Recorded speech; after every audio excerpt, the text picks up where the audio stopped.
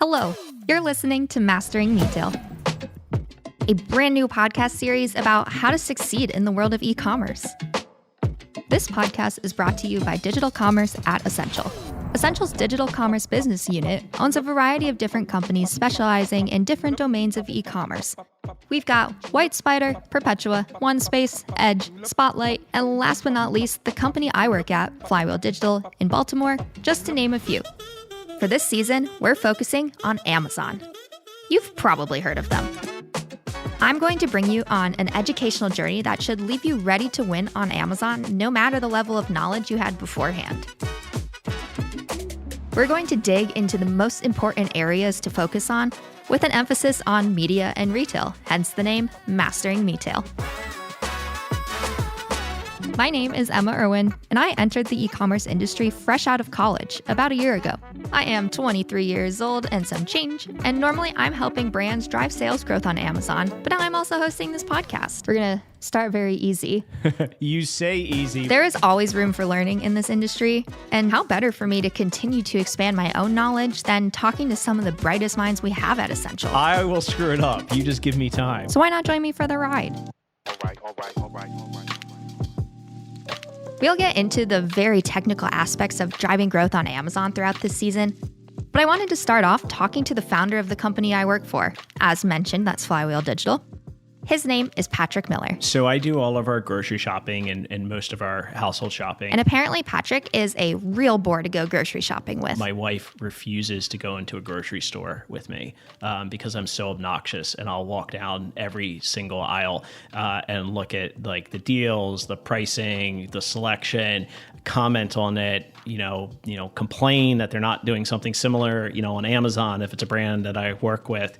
I've bought things that I've seen in retail and then gone up to a brand and said, why aren't you, letting us sell this, on Amazon? So yes, I'm an absolutely awful person to grocery shop with. Patrick Miller is, when he's not grocery shopping, no longer working exclusively at Flywheel Digital.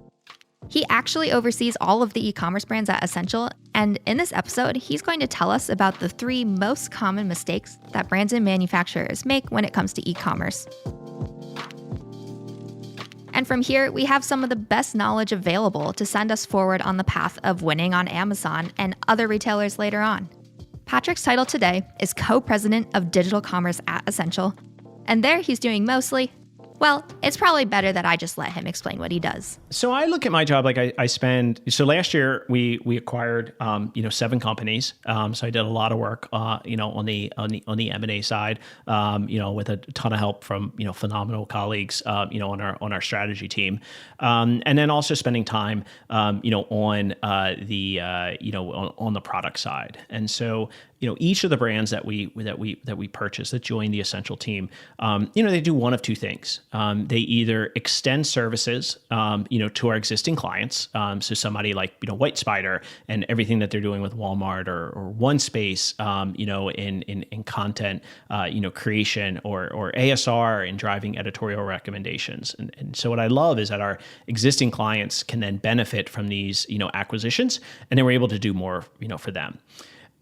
Additionally, many of these, brands also add, to the sort of amount of GMV, that we have under management. And so then, that then helps us, see what's happening, from a marketplace perspective, and what's driving growth. And so that then allows us, to drive better insights for our brands, and help them see around corners, even better. So my job is, both sort of thinking through, sort of the M&A side, but also, okay, well, how do we, stitch these things together, and how do we, create value for, our clients and our retailers, because ultimately our goal is to create value for both, and do things in a way, that, I think there is a third way, that, both the brands and the retailers can be successful in this space, and it's our job to help them both figure that out. Where do you see Essential's digital commerce and the whole business unit going in 10 years, if you can, again, even predict that far out?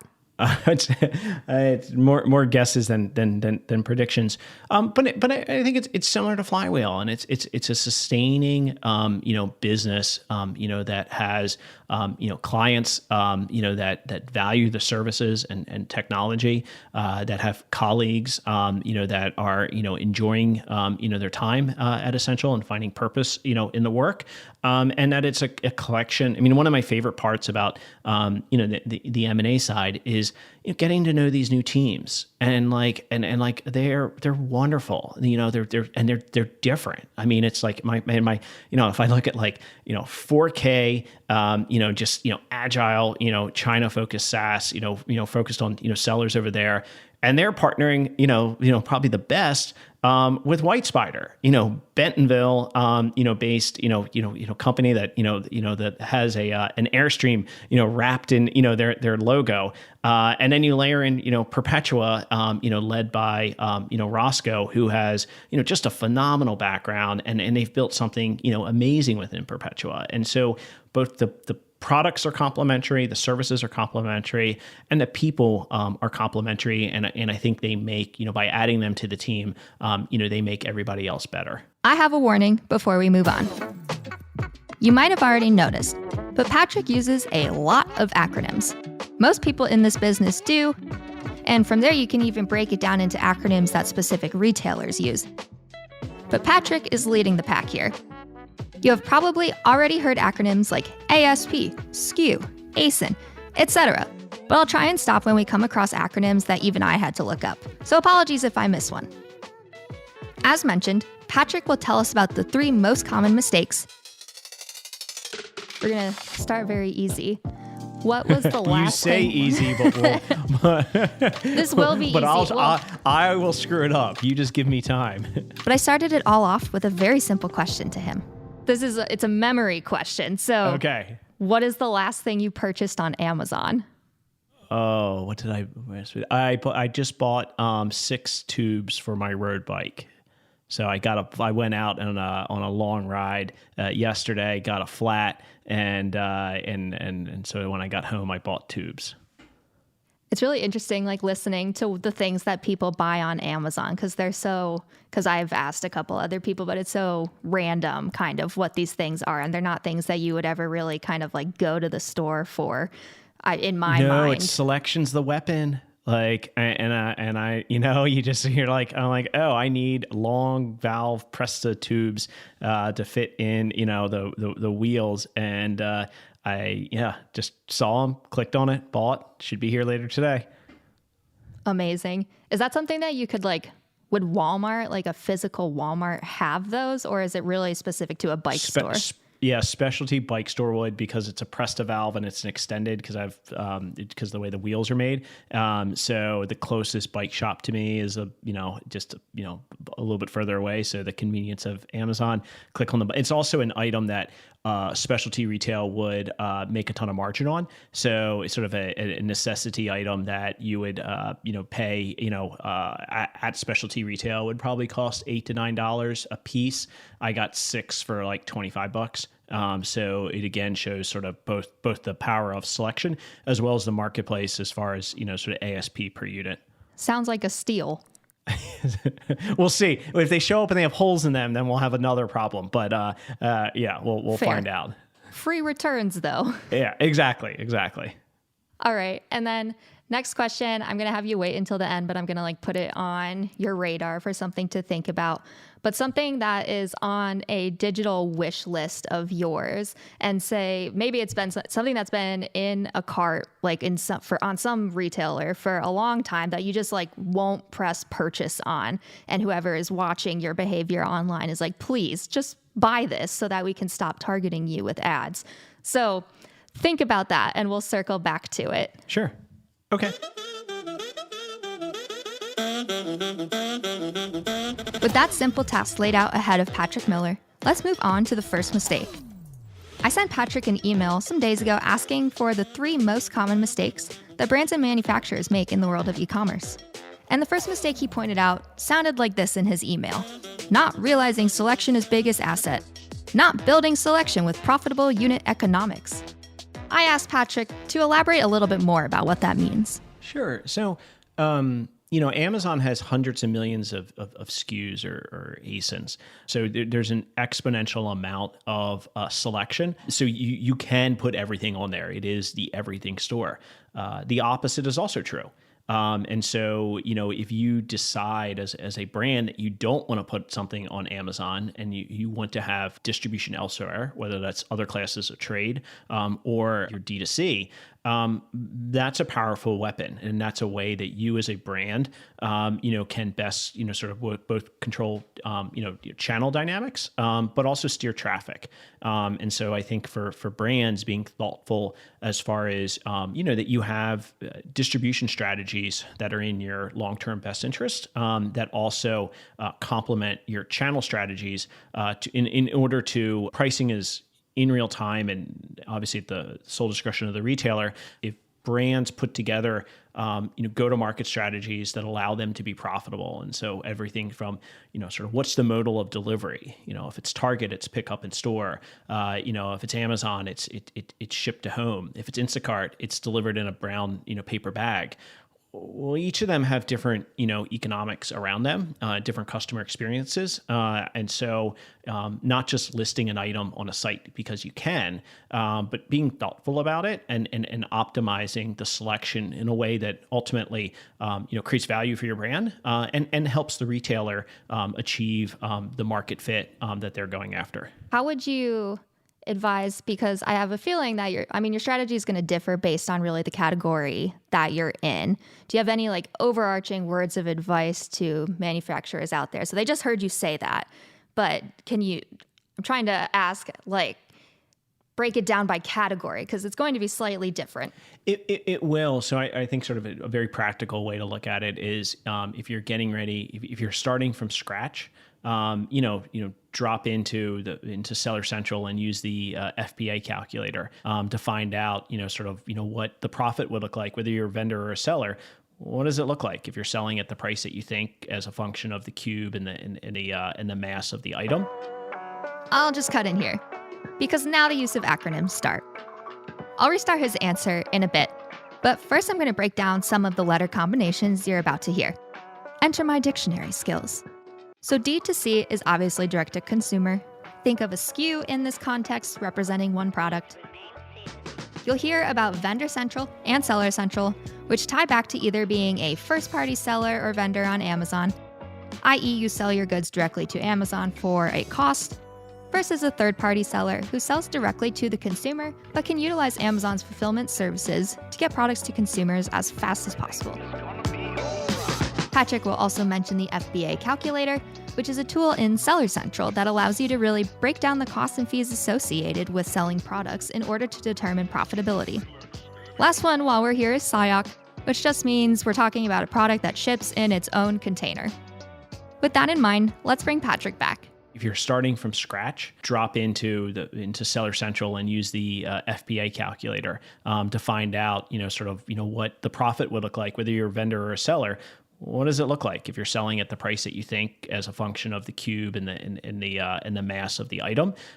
Because you only really get one chance, as you sort of list an item. So thinking about not just what does it look like on the physical shelf, but what does it look like on the digital shelf?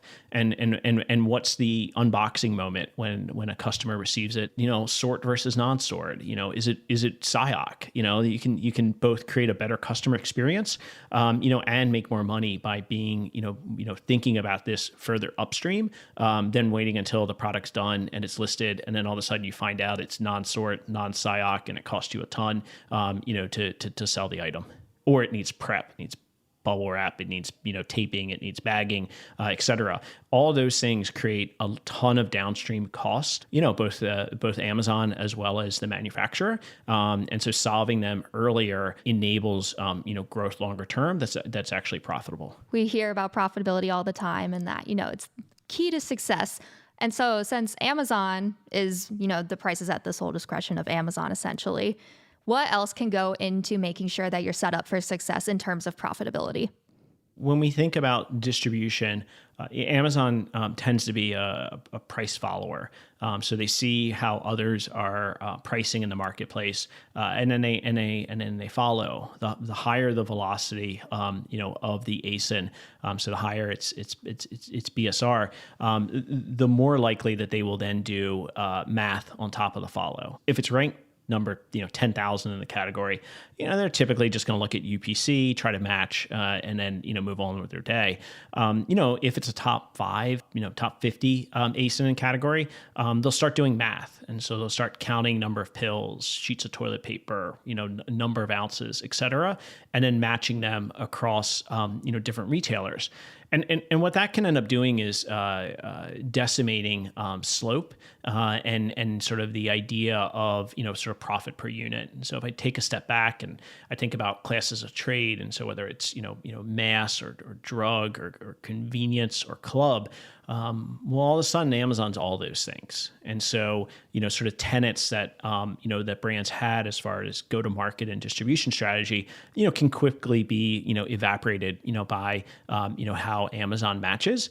But this is how the customer now shops. And so while it can be frustrating, from a manufacturer's perspective, when they have these well architected, classes of trade, classes of trade is a word and a construct, that the consumer goods industry uses.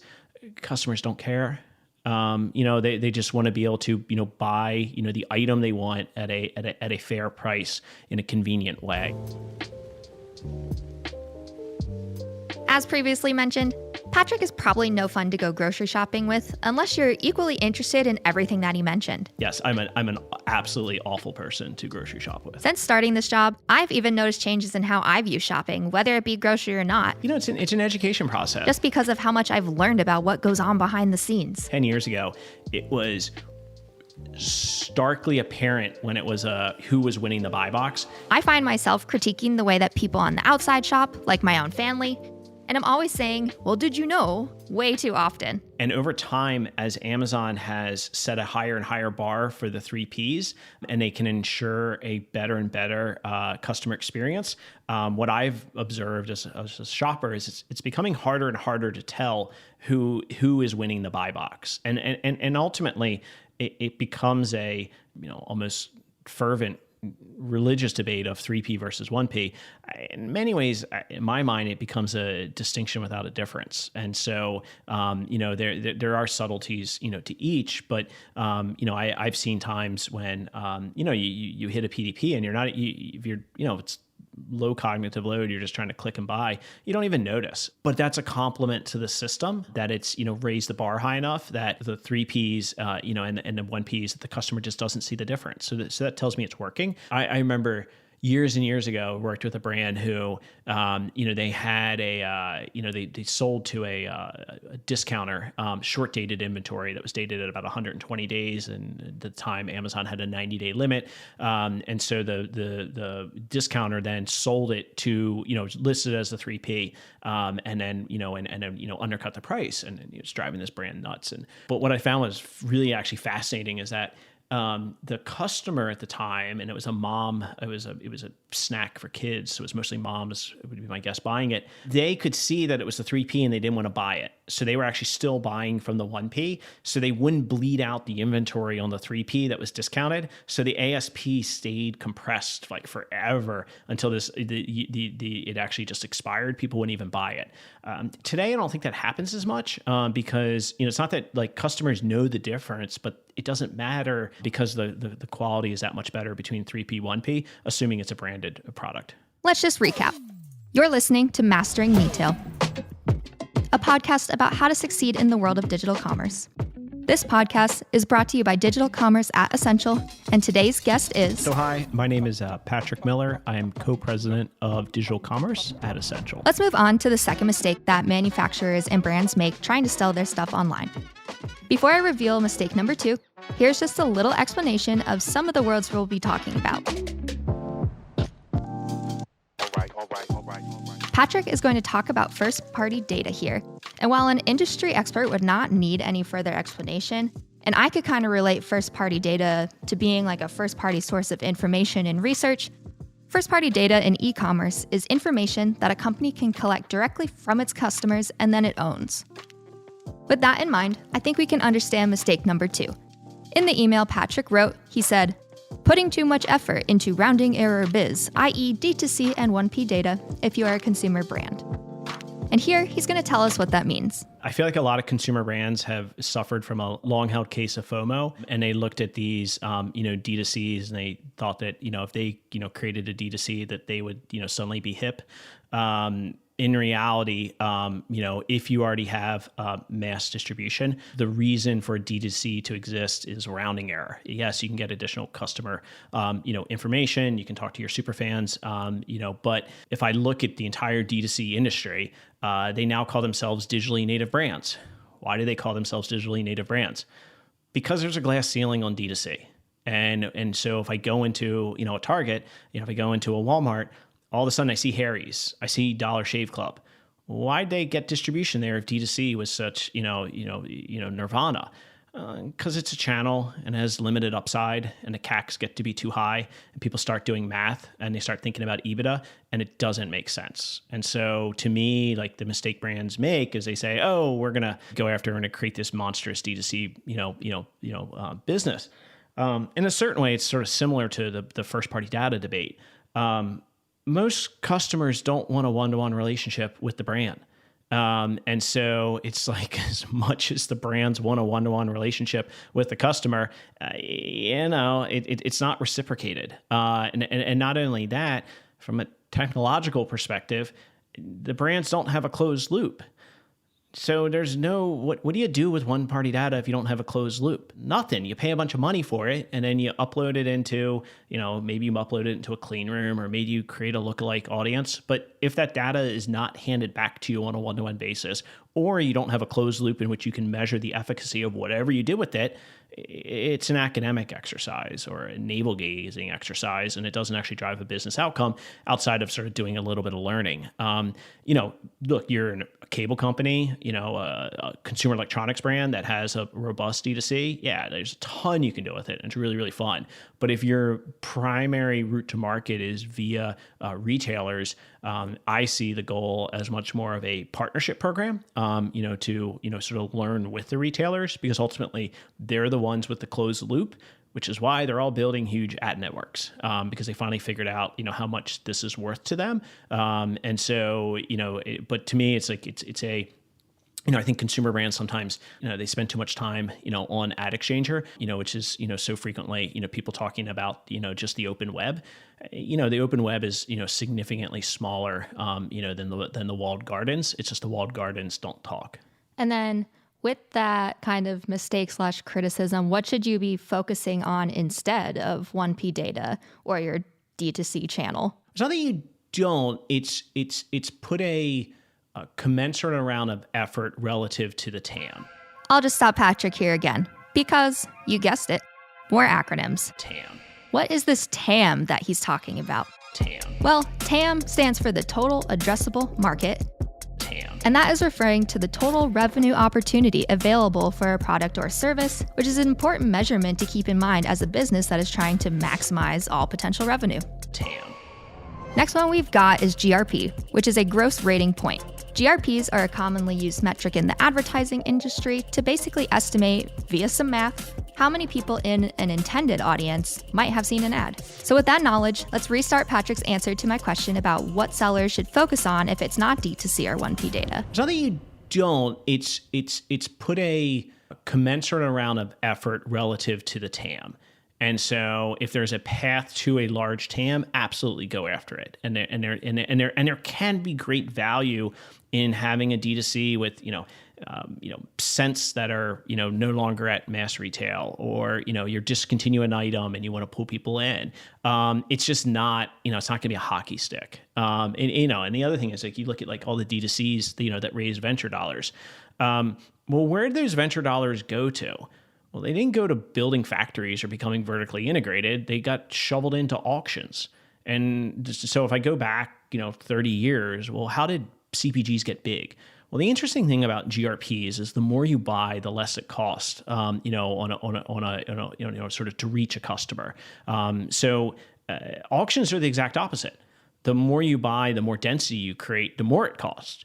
And so that is, to me, a cocktail that's going to derive an amazing hangover, in a sense that you have a bunch of borrowed dollars or venture dollars that are thrown into an auction. Well, who creates value there? Who gets the value? Is it the D2C? Yeah, maybe if they can sell it, but the CACs are so high. In reality, the one that makes all the money, are the ad networks that are auction driven. So anyway, for me, brands and sort of where to spend time, it's like, what is your core, competitive advantage? How do you meet your customer in a sincere way that the customer, wants to interact with your brand that way? And how do you create sort of an agile learning lab to see sort of what's changing, what are the arbitrages, and then drive after them, until others catch up, and then move on to the next thing. That was an amazing answer, and I have to brush up on some of my acronyms on that one too. Sorry. When I know I'll be listening back to it and remembering which acronyms you said that I was like, okay, yeah, I don't know what that is, but okay. All right. It's bad when you start conjugating them. That's when you know you have a problem. Well, yeah, even I'm going to keep going back to taking this job. When I talk to normal people who don't work in e-commerce and start using acronyms the ASP or things like that, and they're like, the what? What are you even saying? Well, the thing to do is you talk to people in government contracting, and it's just a whole nother bucket of acronyms, and then you can just talk past each other and and enjoy a conversation without actually knowing what the other person said. Let's do another recap here before we move on. You're listening to Mastering Retail, a podcast that gives you the knowledge to understand and operate in the world of e-commerce. And if you're wondering what retail means, it's a combination of the words media and retail, which are two of the most important factors if you want to find success in e-commerce. We're going to dig deeper into those terms in some of the later episodes of this podcast. This premiere is about the most common mistakes that retailers and manufacturers make when it comes to e-commerce. Today's guest is Patrick Miller, who is the co-president of Digital Commerce by Essential. Before Patrick entered that role, he founded Flywheel Digital together with Chip DiPaula. That's the company that I'm working at, and we're helping retailers drive sales growth on the largest e-commerce platforms out there. So before we move on to the third and last mistake, I asked Patrick how it all started with Flywheel Digital. We started Flywheel 8 years ago because it's the same age as my dog. I sold my house, moved to a 900 square foot house that needed to be renovated, got a puppy, and started a business all at once. So I figured, you might as well go big. And so in the evenings, I would, because early on it was kind of lonely. So I would, spend evenings pulling out staples of a linoleum floor from a 100-year-old house, to pass the time. Yeah, it's great. And we started Flywheel, really with the idea that, it was just as Amazon was launching Amazon Marketing Services. We saw that, that sellers, had quickly adopted, to these new, opportunities, whereas complex vendors were, that this was something that was, more challenging for them. And traditional players, were not in the space. And so it was sort of a cross between sort of what Advantage and Acosta would do on one side, or WPP and Omnicom or whomever, more on the media side. So this sort of category creation, if you will, around the idea of media plus retail, creating this sort of retail environment. And so just dove right in and started figuring it out. And then what would you say are some of the main challenges that you faced in, bringing an agency to life and figuring everything out? I'm sure there are more than one. Yeah, early on, when we started developing the product, I have at this point, I'm the world's Flywheel's worst product manager. And early on, I was saying to some of our developer team, I was like, I just want this magic box that does all these things, and then the end state is you just press a button, it all GMV grows, and then that's it. And I later learned how to actually write requirements, but at the time, I was a pretty awful product manager. So I'd say, early on, sort of, one, waiting to get clients, but then two, also then, sort of funding, all of the technology development, while at the same time running the business would be probably the biggest challenge, and also carrying cost of all the media. And then I know what Flywheel's main product offering is, but for anyone who might not know, can you describe Fila? Yeah, so Fila is the tech stack that we ended up building, and really because Amazon operates in a sort of a two pizza environment, there's lots of bespoke teams that are all customer obsessed, but are driving in slightly different directions. And so what Flywheel aims to do is combine those various data sources to best help the clients be successful. And so putting together retail data and retail data in a way that brands can look at that and colleagues can look at that to ultimately meet the brand's objectives, which is typically a profitable growth on the platform. And we've then been able to extend that to Walmart, to Instacart, Promote IQ, Citrus, et cetera. When did you know that you had really reached success as an agency? Or, I feel like we've definitely reached success, but was there a certain kind of point where you were really okay, we can do this. This is a sustainable business model for us, and we can keep the flywheel rolling? The fun part of this space is it's always changing and it's always evolving. And so to me, what's more interesting is just sort of what can we, what do we get to go do tomorrow? And what do we get to go dig into? And what do, companies give us, exposure to? And what can we invent, how do we invent on our clients' behalf? The thing I'm sort of most interested in right now is probably Amazon Marketing Cloud and the clean room and stitching, all that information together. To me, I don't know. I just look at I'm very much sort of one foot in front of the other. And to me, really the joy in this space is just you just get to kick over rocks and look underneath of them and figure things out and get to keep doing that every day. That's one of my favorite parts about finding my way into e-commerce and working at Flywheel. Nothing ever stays stagnant, and it's a really exciting and cool world to be in. It changes every day, and it's just and nobody tells you. And so to me, it's a game of I don't consider Flywheel to be an agency. Do we buy a lot of media? Yeah, but I see us as partners with brands and with retailers to create value, for everybody. And so it's a joint value creation exercise, and we're creating a category. We're not building Super Bowl ads. It's great. There are people that are awesome at that. We're helping to create a category and define an industry, and that is something that changes every day. And so we have to think of it differently and dig in different ways than we would in sort of traditional endeavors. And then where do you see Flywheel in 10 years, if you can even imagine what 10 years from now looks like, it just in the world that we live in and the industry that we're in?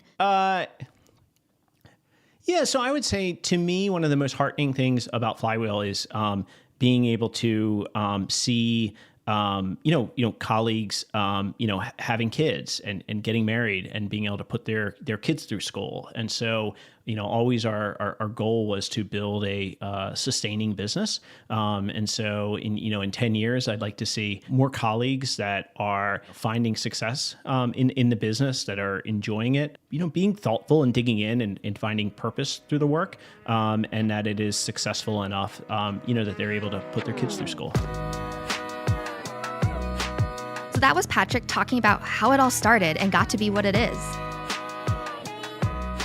With that background, let's get back to our 3 mistakes. We're still missing the third and last mistake that brands and manufacturers often make when it comes to e-commerce. In the email from Patrick, he writes, looking at short-term ROAS, not long-term incremental ROAS. And I'll just explain these two terms before we move on to Patrick's answer. And I know if you're in this industry, you should probably know these two. But for anyone in the back who needs a refresher, or maybe someone looking to enter the e-commerce industry, this is for you.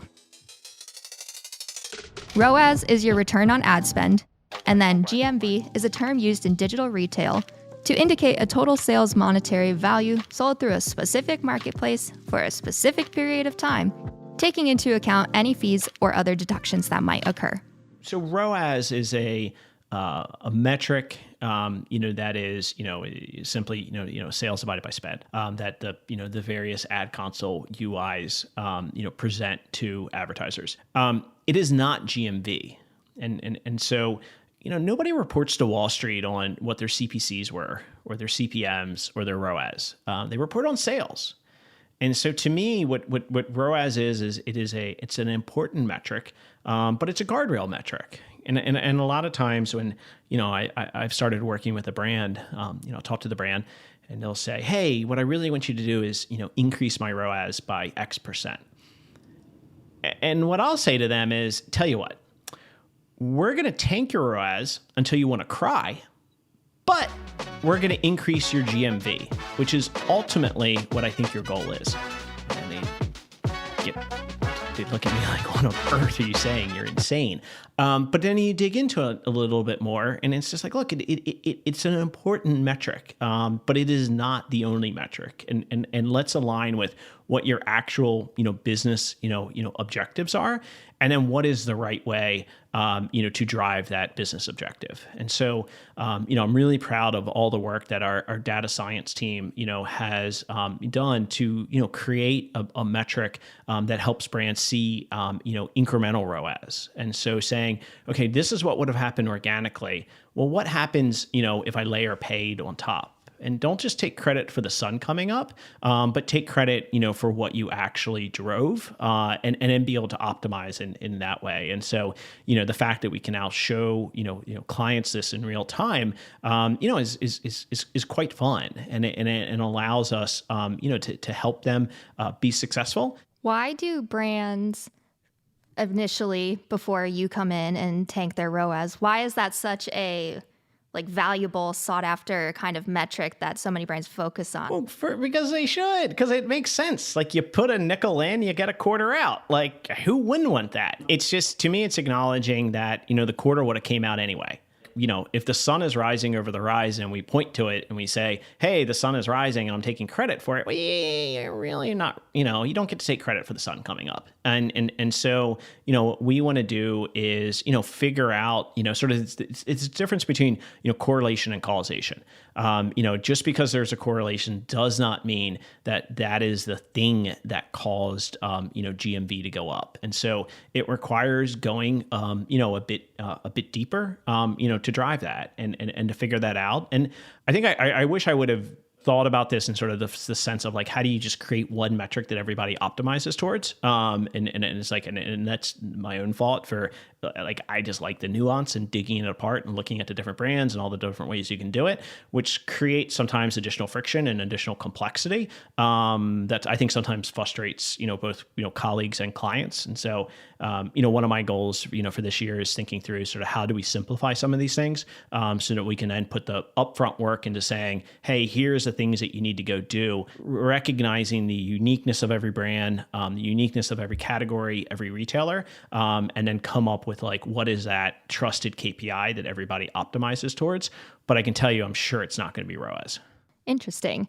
And then to sum up our 3 common mistakes, when we try and guide manufacturers away from making those mistakes, would you say that they're receptive to that? Is it a lot of push and pull between us and the clients? I look at 15% of our job is education. And so, it's if Flywheel wouldn't have worked out, I either would have, I did the math that I could pay for my house working at the local bike shop. So I was always like, okay, well, I can just go back and be a bike mechanic like I was in my 20s, or I would go teach. But teaching is, I think, among the noblest, occupations in the sense that you have to empathize with your audience, and you have to understand sort of where they are coming from in order to help bring them along and help them learn. This is an industry that can sometimes jargon bomb and weaponize acronyms, and so to me, I think the job is creating a nurturing space for both colleagues and clients, so that they can learn, so that they can probe and ask questions, and then once everybody has sufficiently interrogated one another, and I mean that in a very positive way, you can then sort of align towards, hey, this is where we're going, because you now are speaking a common language. You have pressure tested everything, and you've dove deep enough to really understand the nuance. So do clients push back? Absolutely, and they should. Like, that's the mark of a great client, is somebody who challenges, and it's a great mark of a great colleague. And it's like, I love the people that question, they dig in, and they and they're skeptical. Those are the ones that are fun to spar with. Do we ever run into any clients that just absolutely do not want to learn? And then if off the top of your head, have we turned that around, or is it just kind of like, look, if you don't want to learn, we're not going to work out? Yeah, I'd say more like, years ago, where, folks are sort of like, this, like selling soap on the internet, like, great decision, Patrick, like, that's going to work out real well. And I remember one time having a debate with somebody who, Patrick, what's the size of the prize? What's the size of the prize? And I finally just pulled my cell phone out, and I was like, look, this is the size of the prize. Everybody has one of these things. Like, I was like, this is where it's going. And so, yeah, some people don't want to learn, but some people aren't curious, and some people aren't interesting, and I prefer not to spend time with people who are not curious or not interesting. Well, I hope that Patrick has found my questions to be curious enough.